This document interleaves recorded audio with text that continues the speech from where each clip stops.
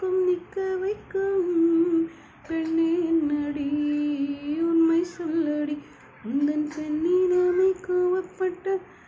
தேவதை வாழ்வது வீடலை கோயில்